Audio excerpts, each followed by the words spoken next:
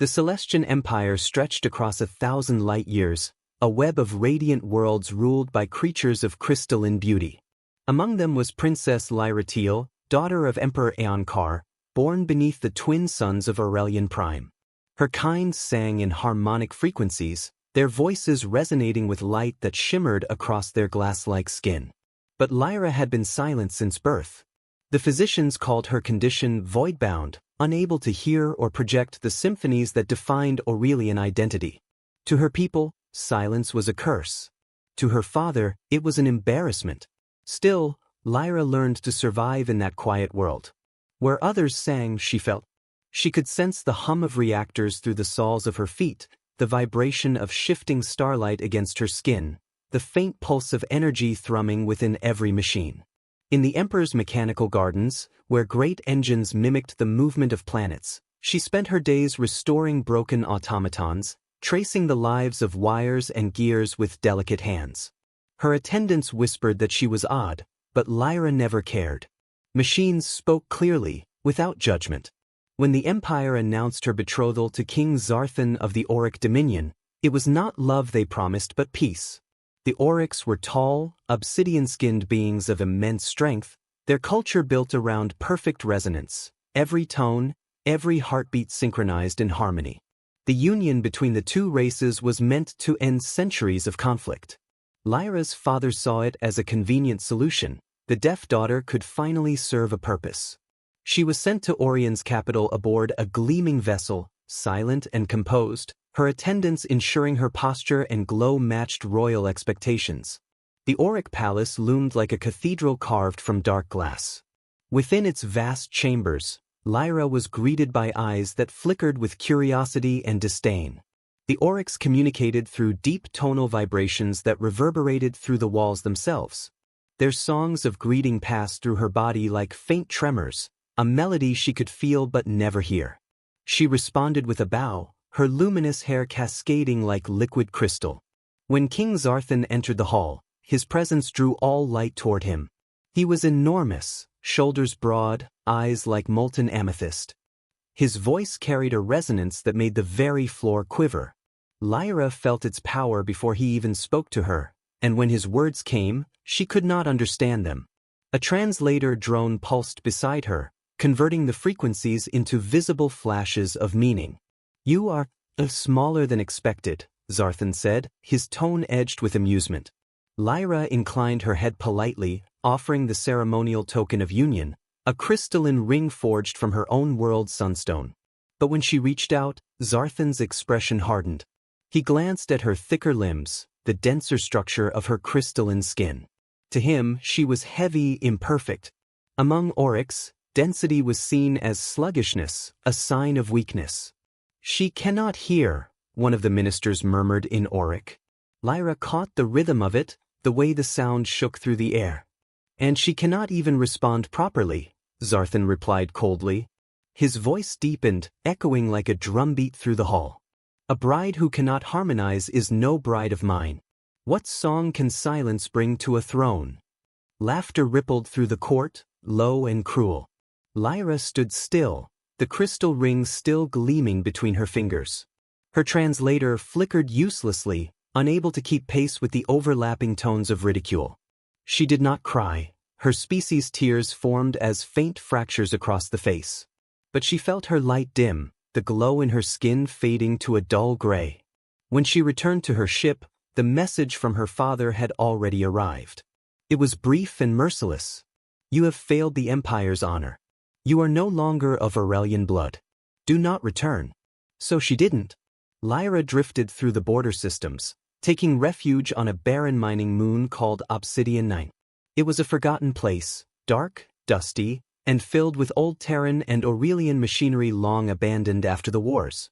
She found work repairing broken harvesters and digging drones, her delicate touch coaxing life from rusted shells. The miners avoided her, calling her the Silent One, but some left their damaged tools near her shelter overnight, and by morning, they were working again. She built herself a home from scavenged ship parts. The walls hummed faintly with power, and she slept with one hand against the metal, listening to its pulse. Here, silence was not punishment. It was peace.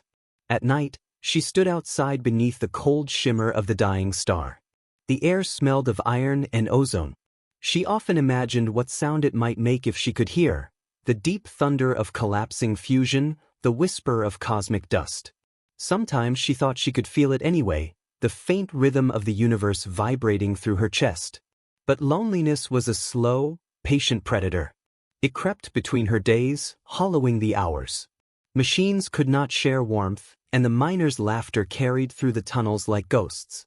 When she looked at her reflection in polished alloy, she saw cracks tracing faintly across her cheeks, marks of stress that her kind considered shameful. She covered them with dust and kept working. One evening, as she adjusted the stabilizers of an ancient plasma conduit, the ground trembled beneath her. The vibration was unlike any she had felt before, irregular, clumsy, alive. A vessel was landing nearby, its engine sputtering with an uneven rhythm. She froze, sensing the pulse of its machinery. It was not Aurelian. It was something rougher, louder, human. The miners gathered to watch as the newcomer descended, a ship marked with the faded insignia of old Earth industries. From its ramp stepped a figure wrapped in a grease-stained jacket, his boots kicking up black dust. He carried a toolbox slung over one shoulder and squinted against the glare of the alien sky. Lyra watched him from the shadows, feeling the vibrations of his footsteps through the ground. They were ungraceful but steady, pulsing like a heartbeat. He looked nothing like the crystalline beings she had known. Flesh instead of glass, voice unrefined, energy chaotic. Yet there was something in that rhythm that drew her attention, something warm. The man paused near the mining crawler she had been repairing. He crouched, ran a hand over the exposed panel, and muttered to himself, his voice creating a ripple through the air that she could feel even from several meters away. She tilted her head, trying to catch its cadence. It was unlike any resonance she'd known, simple, raw, imperfect. But somehow, it felt alive. For a long time, she stood motionless, hidden behind the broken machinery, her eyes faintly glowing with curiosity. The man straightened, brushed the dust from his hands, and looked around as if sensing someone watching him. Their eyes met across the dim workyard, human and alien, silence and sound suspended between them. Lyra didn't move. She didn't wave or speak. But for the first time in her long exile, she felt something new within her chest, a tremor, small and uncertain, like the beginning of a song she had never learned to hear. And though neither of them knew it yet, that faint vibration would change the fate of more than just two lonely souls. It would shift the balance of empires. The stranger called himself Jack Mason. He was human, one of the few left drifting between alien contracts after Earth's slow decline from the galactic stage. His ship, a battered hauler with mismatched hull plates, had been leased out to maintain the heavy machinery no Aurelian or Auric would touch. On Obsidian 9, where the mines howled beneath constant magnetic storms, he was just another disposable worker. But he was also something else, someone who could make broken things live again. Lyra saw him often after that first silent encounter. The miners quickly learned he had little patience for hierarchy, less for pretense. He cursed at malfunctioning drones, hummed old Terran melodies as he worked, and seemed to repair machines not by instruction but by instinct. His tools were crude, his methods chaotic, yet somehow his creations ran smoother than those built by the Empire's finest engineers. He treated technology the way a farmer treats soil, with rough hands and quiet reverence. One morning, Lyra found him crouched beside a damaged ore crawler. The engine was sputtering with uneven resonance, a sound she could feel in the soles of her feet. Jack muttered to himself, tightening bolts, the vibrations of his voice traveling through the machine's frame. Curious, she approached. He didn't see her until her shadow crossed the crawler's chassis. He glanced up, startled. "Didn't hear you coming."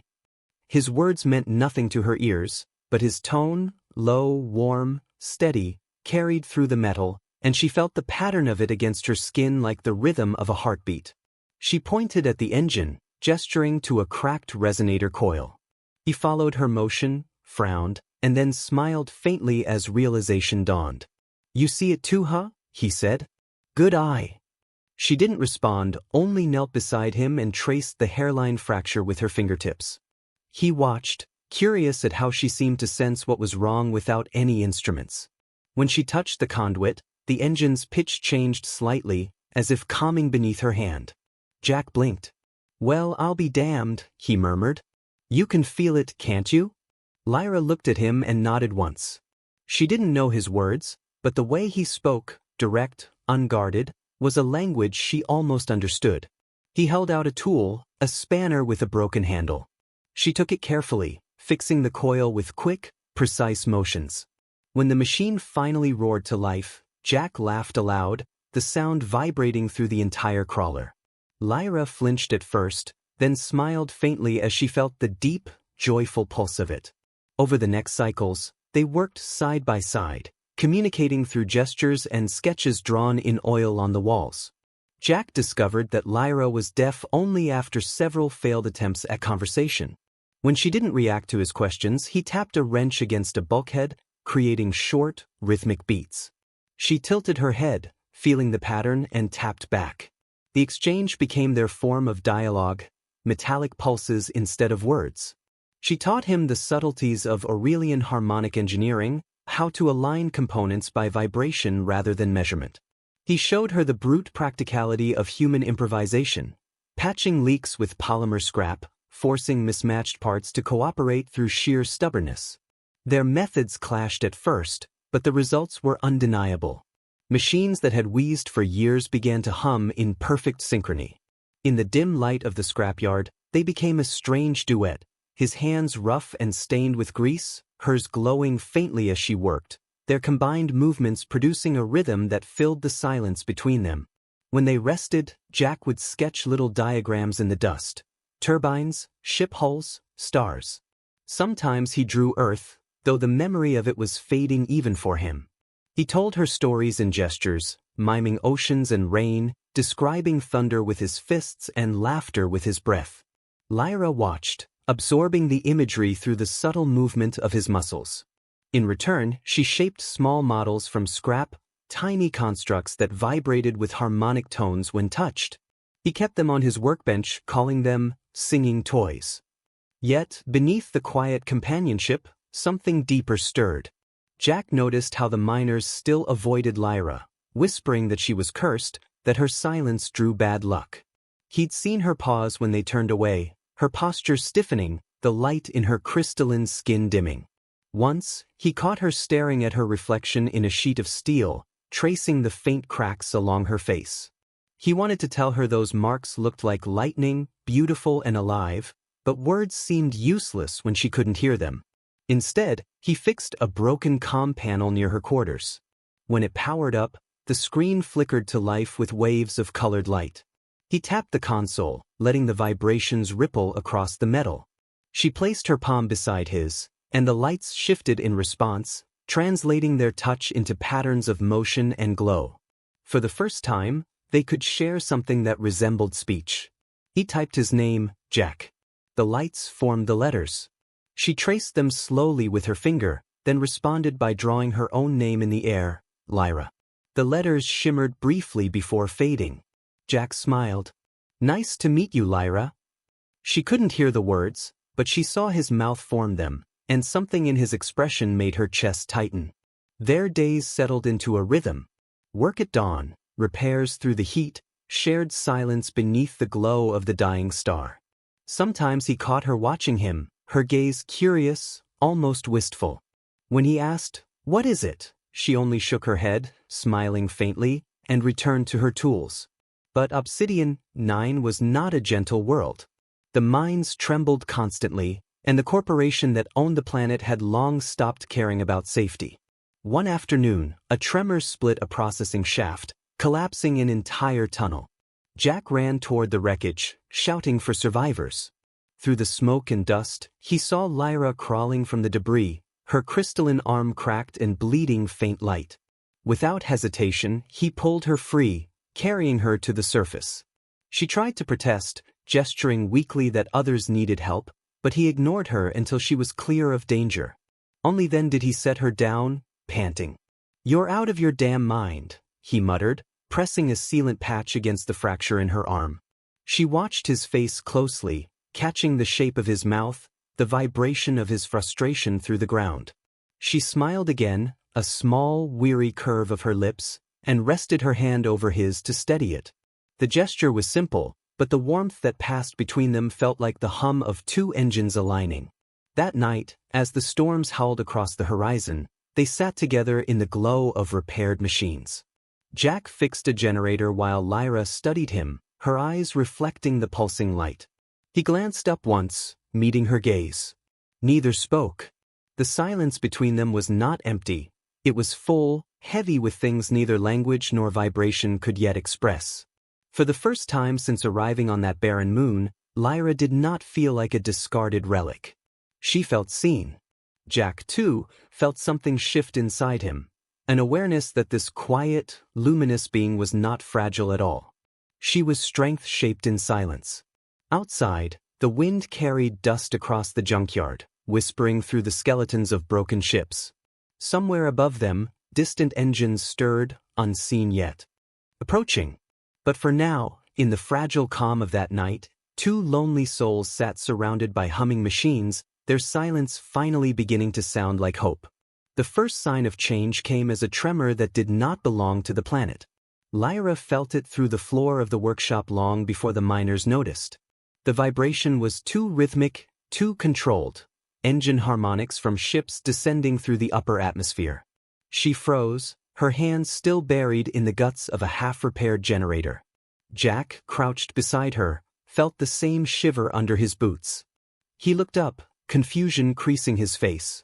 What the hell's that? No transports do this cycle.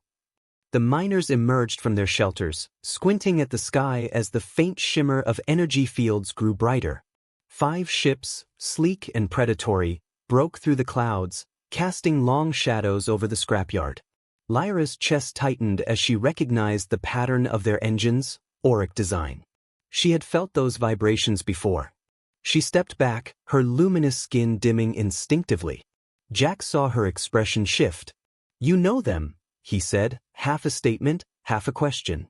She didn't answer, only stared upward as the lead vessel descended, its hull glinting with purple light. Dust swirled as landing thrusters howled across the yard. The miners scattered. Jack grabbed Lyra's arm, pulling her behind a pile of scrap metal, but it was already too late. The insignia on the ship's side gleamed like a wound, the twin sigils of the auric dominion. The ramp opened, releasing a procession of armored figures whose steps vibrated the ground with terrifying precision. They moved in perfect unison, their footfalls resonating like a drumbeat. At their center walked a figure taller and darker than the rest, draped in woven metallic cloth. His aura carried the unmistakable pulse of command. King Zarthan. Lyra's body went rigid. The last time she had seen him, he had turned her life into a public humiliation. Now his presence filled the air like poison. She wanted to run, but her legs refused. Jack stepped slightly in front of her, instinctively forming a barrier between her and the advancing soldiers. Zarthan's gaze swept across the miners with disdain until it landed on Lyra. For a moment, surprise flickered across his face, followed by something colder. "So it is true," he said, his voice amplified through the translators. The deep tones made the metal around them vibrate. "The runaway princess hides among vermin." Lyra's translator, an old wrist device, flickered to life, converting his frequencies into pulses of light. She stared at him, unmoving. He descended the ramp slowly, each step deliberate. "You were to be erased from the records. I allowed the galaxy to forget you. Yet here you stand, tainting my dominion with your imperfection." His gaze drifted toward Jack. "And consorting with a primitive species. Humans. How far you have fallen." Jack took a step forward, his jaw tight. "You must be the king," he said evenly. "You don't seem very grateful. She's kept half your mining systems alive out here." Zarthan's head turned slightly, the glow of his eyes narrowing. "You presume to address me?" His words struck the air like thunder, rattling through the walls. The auric guards raised their weapons in silent synchrony. Jack didn't move. "Yeah, I'm addressing you. You humiliated her, abandoned her, and now you come marching in like you own the sky. Maybe try saying thank you instead." Lyra reached out, touching Jack's sleeve in warning, but he didn't back down. Zarthan stared at him for a long moment, then gave a slow, cruel smile. How quaint. A human mechanic defending royal refuse. Tell me, do you find her beauty intoxicating? The density of her skin, the silence of her mind? Your kind always did have a taste for the grotesque. Lyra's glow faltered, but her eyes remained steady. She lifted her chin, her hands trembling but firm as she formed slow, deliberate gestures, signs of defiance that her translator could not capture. The motion alone was enough. The meaning was clear. I will not return. Zarthan's smile vanished. You will. The Dominion demands it. His tone shifted to something colder, heavier. The Empire of Aurelian is preparing for war. They need their lost daughter alive to restore the alliance. You will marry me as was intended. This time, your obedience will not be optional. Jack's stomach twisted. You can't be serious. The king turned his attention back to him. Be silent, human. This does not concern your kind. Jack's voice dropped, low and deliberate. It does now. The air between them thickened. Lyra could feel the tension vibrating through the ground like a storm building beneath the crust. The auric guards raised their resonance blades, their frequency hums forming a deadly chord. Zarthan took another step forward. You misunderstand your position. You are a speck in my path. Jack's hand drifted toward the plasma cutter on his belt, not as a threat but an instinct. Maybe. But I've moved bigger things than you. The king's laughter rolled through the yard like an avalanche. Your defiance amuses me. You think courage makes you significant? You are noise, human, chaotic and meaningless. Something in Lyra snapped. The machines around them began to tremble, their internal harmonics shifting in response to her rising emotion. The air shimmered faintly as light pulsed through her crystalline veins. She stepped beside Jack, placing herself between him and the king. The vibration that radiated from her was subtle at first, then deepened, resonating with the same frequency as Zarthan's ships. The auric guards faltered, their perfect synchrony breaking for a heartbeat. Zarthan's gaze hardened. Careful, Lyra. You do not know the power you provoke. She raised her hands slowly, palms open, the faint glow intensifying. The air hummed as if charged with invisible energy. For a moment, it seemed she might unleash something neither of them understood. But before she could act, Zarthan lifted one hand, and a shockwave burst from his palm, rippling through the air. Jack was thrown backward, crashing against the hull of a mining crawler. The impact knocked the breath from his lungs. Lyra screamed silently, rushing to him, but the king's guards were already upon her. They bound her wrists with resonance cuffs that suppressed her energy, their glow flickering dimly against her skin. Take her, Zarthan commanded. We depart immediately. Jack struggled to rise, blood streaking his temple. He reached out, but Lyra was already being dragged toward the ramp. Her eyes met his, wide and desperate. Then, with a sudden twist, she pressed her palm against the side of the crawler as she was pulled past it, leaving behind a faint vibration, an irregular pulse that reverberated through the machine's frame. Jack caught it faintly, like a dying heartbeat. The ships lifted off moments later, vanishing into the gray sky, their departure shaking the ground. Jack lay still, chest heaving, the world spinning. Then he felt it again, the pattern she'd left behind. Not random. Not desperate. A message. He pressed his hand against the metal, closed his eyes, and felt the rhythm. 3 short pulses, 2 long, then 3 short again. Coordinates, encoded in vibration. Her signal to him. For a long time, he stayed there, breathing hard, the heat from the engines fading into cold silence. Around him, the miners whispered, afraid to speak too loudly, afraid of what the Oryx might do if they returned. But Jack was no longer afraid. He stood, wiping the blood. From his face, eyes fixed on the empty sky. Somewhere out there, she was alive, and calling to him. He whispered, I'm coming for you, knowing she couldn't hear it, yet somehow believing she would feel the promise in the void between stars. The silence after the Oryx ships vanished was heavier than the roar that preceded them. Dust hung in the air, thick and metallic, settling slowly over twisted metal and stunned faces. Jack stood in the wreckage of the scrapyard, his pulse still thundering in his ears. The vibration Lyra had left in the crawler hummed faintly beneath his hand, rhythmic and deliberate. It wasn't just a farewell, it was a map. He traced the pattern against the metal until it made sense. The sequence repeated 3 times, and the numbers aligned with the known frequency bands of local star coordinates. Her signal pointed toward the Auric flagship, deep in Dominion space. Jack exhaled, a harsh, unsteady sound. He had no ship fit for pursuit, no weapons, and no backup. But he had purpose, and a mechanic's defiance of impossible odds. Within hours, he stripped the mining yard of every usable component. The miners watched in wary silence as he repurposed plasma conduits into propulsion tubes and welded scavenged hull plates into a crude vessel. It wasn't elegant, but it was durable, a monster of iron and fury, powered by stubbornness and human ingenuity.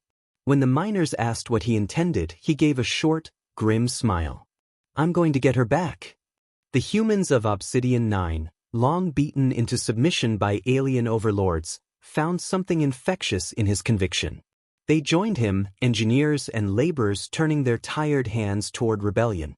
Under Jack's direction, the scrapyard transformed into a forge. Sparks filled the air as machinery woke from decades of slumber. They built a warship from the bones of mining rigs and transport shells, an ugly, growling beast the size of a cargo freighter. Jack named it the Rust Queen. Days bled into nights as he and his ragtag crew prepared for launch. They programmed navigation manually, bypassed safety protocols, and loaded the engines with fuel that hadn't been tested in a century. It didn't matter. They had one mission. Jack stood on the deck before departure, his hands resting on the railing, eyes on the dying star that watched over the moon. "Hold on, Lyra," he murmured. "You waited long enough." When the Rust Queen tore free from Obsidian 9's atmosphere, it screamed in protest but held together. The ship's interior vibrated with uneven harmonics, a cacophony that would have driven any Auric mad. Jack smiled at the sound. It was the anthem of humanity, imperfect, unpredictable, alive. Far across the void, on the Auric flagship Vigilant Crown, Lyra sat in confinement. The walls of her chamber pulsed faintly with sound, calibrated to suppress her resonance. The cuffs around her wrists shimmered with a dull violet glow, draining her strength. Zarthan visited once a day, each time speaking in tones that shook the air but not her heart. He spoke of destiny, alliance, and the need for order. She watched his mouth move but heard nothing she cared to understand. What he didn't know was that machines whispered to her even in captivity. She could feel the hum of the ship's reactor through the floor, the subtle tremors of energy conduits beneath her chair. And through that web of vibration, she began to sense something faint, a chaotic rhythm, erratic but growing stronger. It didn't belong to the Aurics. It was rough, uneven, human. Jack was coming. The moment she felt that, hope reignited like a spark under pressure. She focused her energy through her palms, testing the resonance cuffs that bound her. Each pulse she sent into them created a microscopic fracture. She worked slowly, timing each push with the vibrations of the ship's engines to mask her interference. Meanwhile, the Rust Queen hurtled toward Dominion space, every alarm blaring. Jack's hands danced over the controls, sweat dripping down his brow as he rerouted failing circuits. The human ship lacked stealth or grace, but it carried one advantage no alien vessel did: chaos. Auric systems relied on harmony, their fleets coordinated through shared resonance frequencies. When the Rust Queen entered their network, its unbalanced emissions scrambled their communications. The Auric patrols detected the intruder too late. Jack's vessel burst from hyperspace like a meteor, colliding into the outer perimeter. Human-built drones detached from the hull, exploding in waves of electromagnetic interference that blinded sensors. Alarms wailed across the fleet. Inside the flagship, Zarthan's composure cracked. "Find the source," he roared, his voice shattering glass panels. Lyra felt his rage ripple through the ship's hull. She used that moment to strike again, channeling her stored energy through the weakened cuffs. The restraints shattered, releasing a burst of light that rippled through the chamber. She fell to her knees, gasping as power returned to her limbs. The hum of the vigilant crown became deafening, alive with tension. Jack maneuvered the Rust Queen into position, targeting the flagship's docking bay. The miners who crewed the ship strapped in as he barked commands. Brace for collision. The engine screamed as he diverted all power to forward thrust. The impact shook both vessels, tearing metal and igniting plasma fire along the hulls. The docking clamps fused on contact, trapping them together. Jack grabbed his plasma cutter and stormed into the airlock. The corridor beyond glowed red from emergency lights. His boots clanged against the deck, each step echoing through the alien ship like a declaration. He followed the faint vibration signature Lyra had once taught him to recognize, the subtle hum that matched her heartbeat. Auric guards met him halfway down the corridor. Their resonance weapons sang, vibrating the air into sharp ripples. Jack ducked, fired the cutter, and struck a reactor conduit. The resulting discharge exploded with a roar, throwing the soldiers backward.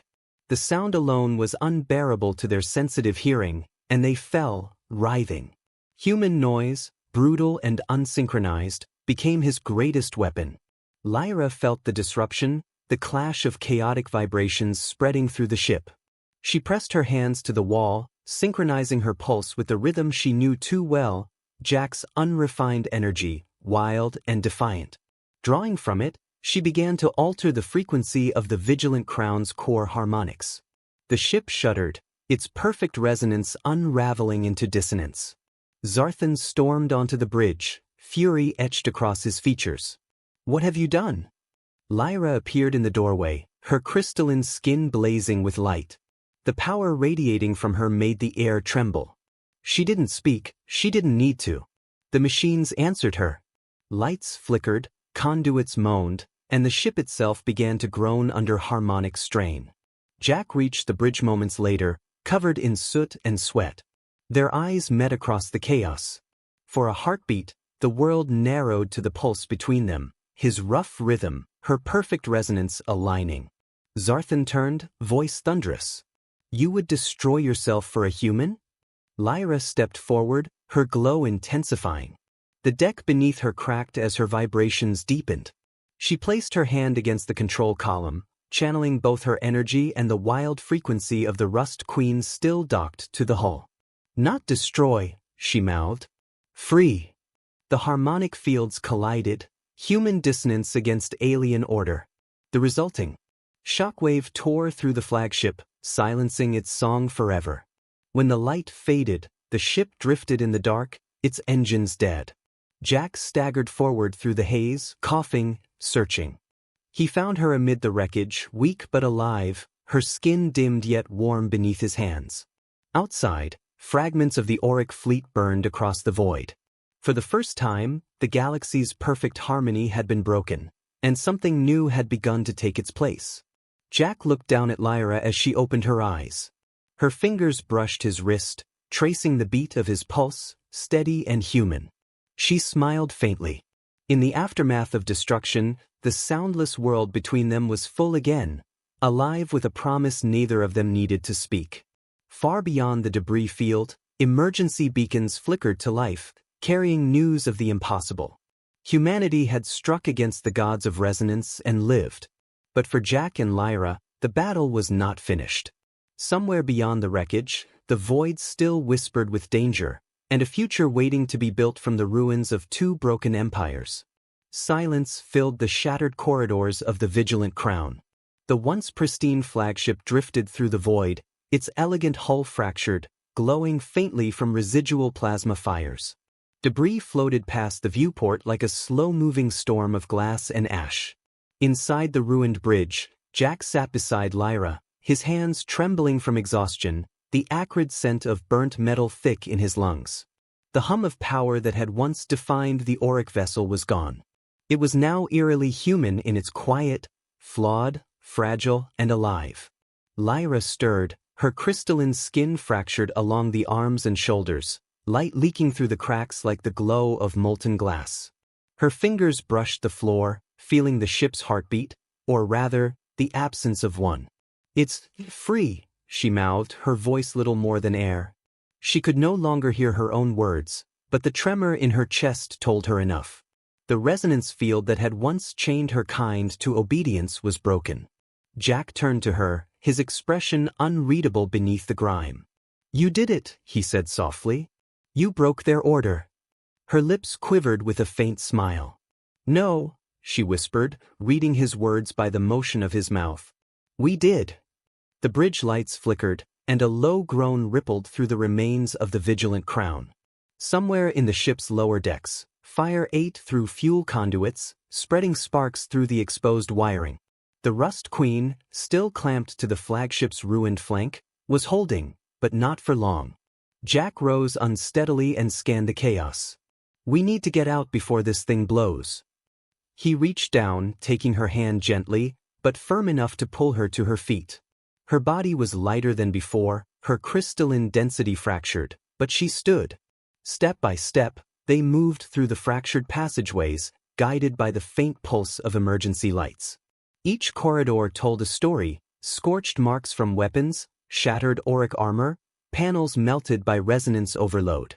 Lyra's eyes lingered on the fallen. Her people, once proud and untouchable, lay silent. No hum of life, no perfect rhythm. Just stillness. The empire of sound had fallen to silence. "Do you regret it?" Jack asked as they passed through the outer ring, voice low, steady. She shook her head, though her gaze remained distant. "Perfection is a prison," she signed slowly, fingers trembling. "Silence is freedom." Her words hung in the air, and Jack felt a chill beneath the warmth of her glow. She wasn't speaking just of the Oryx. She was speaking of herself, of being born deaf in a world where hearing defined divinity. She had lived in silence all her life, mocked for her stillness. Yet in that stillness, she had found a strength her people never understood. Now, the galaxy would learn what silence could do. They reached the main airlock, where the hull had partially buckled from the collision. Jack keyed in the release manually, sparks flying as he forced the panel open. Through the viewport, the Rust Queen waited, battered, scarred, but still functional. The ship that was never meant for war had survived what the Empire's crown jewel could not. He turned to Lyra, offering his hand again. She looked past him toward the vast emptiness outside, her eyes glimmering with reflection. "They will come for us," she mouthed. "Then we'll be ready," he said. "We've already done the impossible once." For a moment, she just looked at him, the faint pulse of her skin syncing with his heartbeat again. Then she nodded and stepped forward.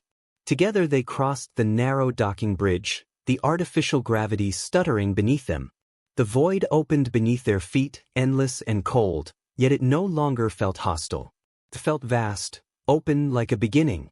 The Rust Queen's interior was chaos. Systems flickered on and off, damage reports filled every console, and the smell of burnt oil lingered in the air. The miners, those who had survived the collision, rose from their stations when Jack entered. Their faces bore soot and disbelief in equal measure. "Is it over?" one of them asked. Jack glanced at Lyra, then out toward the burning remains of the Auric fleet. "It started," he said simply. Lyra moved to the engineering console, her fingers tracing the humming surface.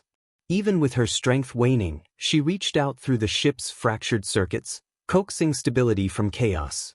Her resonance, though weakened, blended with the Rust Queen's coarse hum.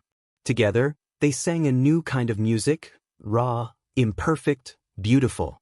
The ship's engines flared to life, casting light across the debris field. Slowly, the Rust Queen turned from the wreckage, setting a course toward open space. No one spoke for a long while. The humans stared at Lyra with a mix of awe and reverence, unsure whether to see her as savior or omen. She felt their eyes but didn't flinch. She understood now that difference was not something to be hidden, it was the source of change. Jack stood at the viewport beside her. "Where do we go now?" he asked. She looked at him, her expression calm. "Home," she signed. He frowned slightly. "Home? Obsidian's not exactly paradise." She shook her head. "Not mine," she mouthed. Her gaze turned to the distant stars, toward a system unknown, perhaps where others like her still waited. There are others. They need to know freedom is possible. Jack's chest tightened. He knew what that meant, that she might have to leave him, to reach the scattered colonies where the oryx songs still held sway. Yet in her eyes he saw no farewell, only promise. She wasn't leaving him, she was continuing what they'd begun. He took a slow breath and nodded. Then we'll take you there. Outside, the stars stretched into lines as the Rust Queen leapt into hyperspace.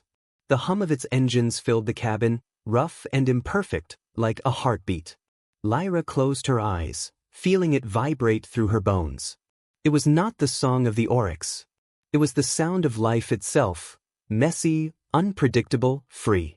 As the ship vanished into the starlit void, fragments of the vigilant crown drifted silently behind, scattering like dying embers across the dark.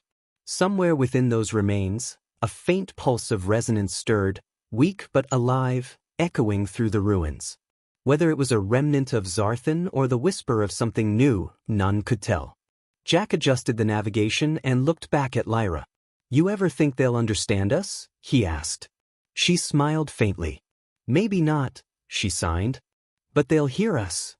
The stars unfolded,